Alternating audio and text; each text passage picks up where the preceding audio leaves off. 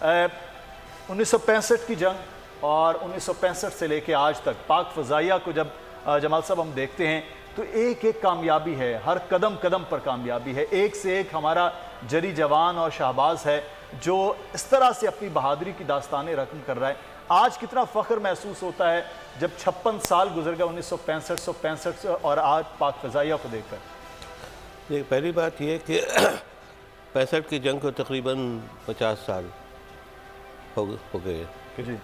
और 65 की जंग और आज 2021 है और उसमें हवाई लड़ाई में बहुत फ़र्क आया है। तो हम जब हमारे वाक़े पर हमारा जो बेसिक ऑब्जेक्टिव हुआ होता था कि आपको जहाज़ की मरूरी पे महारत हासिल कर रहे, जहाज़ के सिस्टम पे हासिल महारत अगर हो और रेडार कंट्रोलर के साथ हमारे ताल्लुकात सही हो तो और आपके जो साथी हैं उसके साथ आपके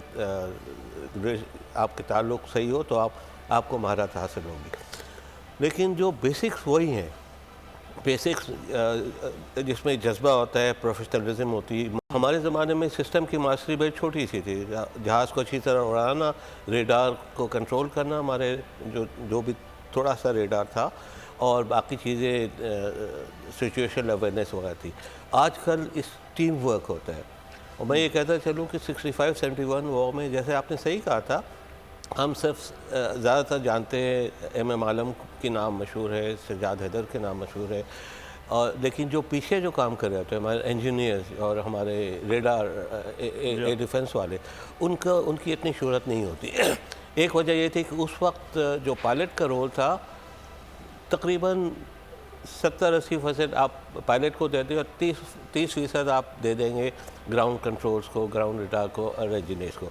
आजकल की जो जंग है ये पूरी टीम वर्क है और आपने बिल्कुल सही कहा था कि आजकल की जंग में जब तक वो सपोर्ट पीछे से ना हो, जिसमें ECM के जहाज़ हैं, जिसमें स्पूफर्स हैं, जिसमें सारे आपको गाइड करते हो, और जब तक आपकी पूरी टीम इकट्ठी ना हो सक्सेस नहीं हो सकती। और हमारे जो बालाकोट की सक्सेस की सबसे बड़ी वजह ये है कि हमारा टीम वर्क इंडियन एयरफोर्स के टीम वर्क से कई दर्जे बेहतर था और इसी चीज़ पे हमने और ज़्यादा इन फ्यूचर ऑल्सो भी हमें ध्यान देना पड़ेगा कि जब भी अगर जंग के हालात ऐसे हों तो इसी तरह महारत से और जैसे जैसे इन्वायरमेंट चेंज हो रहा है, नई नई टेक्नोलॉजीज आते हो, उनको ऑब्जॉर्व करते। और बिल्कुल सही किसी ने कहा था, ये नंबर की गेम नहीं है, ये गेम है प्रोफेशनलिज्म की और ट्रेनिंग की और जज्बे की।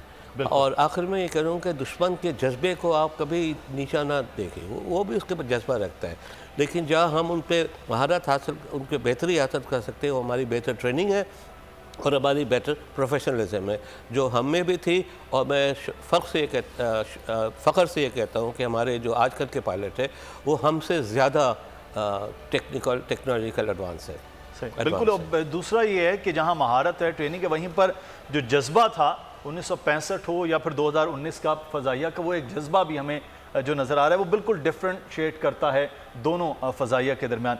अच्छा, विंग कमांडर कामरान शरीफ साहब, एक चीज़ बड़ी अहम है कि हम जैसे अभी बात कर रहे थे एयर कमोडोर कि जहाँ पर बाकी सपोर्टिव है आपका, क्योंकि पीछे रेडार का सिस्टम्स में आप कंट्रोल करते हैं, बड़ा ज़बरदस्त है। सब तो पहले तो आप वही देख लेते हैं कि कोई परिंदा उड़ता हुआ आपके फ़ज़ा में घुस रहा है, तो फिर आपके शाहीन उड़ते हैं तो कैसे दबोचते हैं।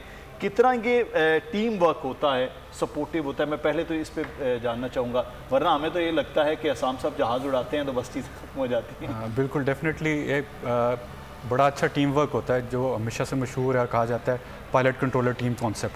वो टीम कॉन्सेप्ट ये है कि we are the eyes and ear of the air force, जो कि पहले जाते हैं, थ्रेट रिकग्नाइज करते हैं, मैचिंग रिस्पॉन्स जनरेट करते हैं और पायलट्स को गाइड करते हैं ताकि वो ऐसे पॉइंट पे पहुंचे जहाँ पे वो इफेक्टिवली अपना वेपन जो है वो एक्सपेंड कर सके, और ना सिर्फ ये बल्कि उसकी सेफली वापसी भी जो है वो हम लोग इंश्योर करते हैं। तो इट्स अ टीम कॉन्सेप्ट। तो as a operational team, pilot and controllers, we form the offensive punch of Pakistan air force.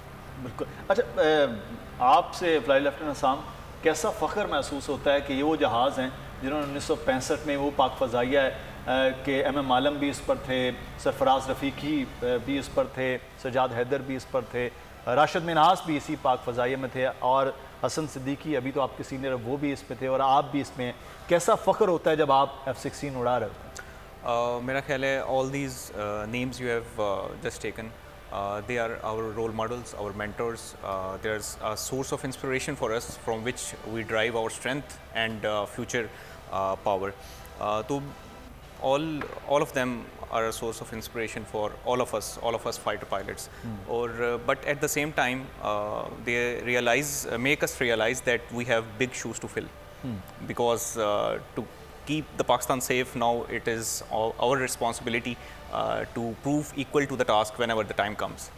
They proved them right then and there. Now it's our time, which we recently showed in Operation Swift Retort and will continue to show in the future also. अच्छा, शौक कैसे हुआ सामसुब ये कि फ़ज़ाइया में जाना है, air force join करना है, क्यों?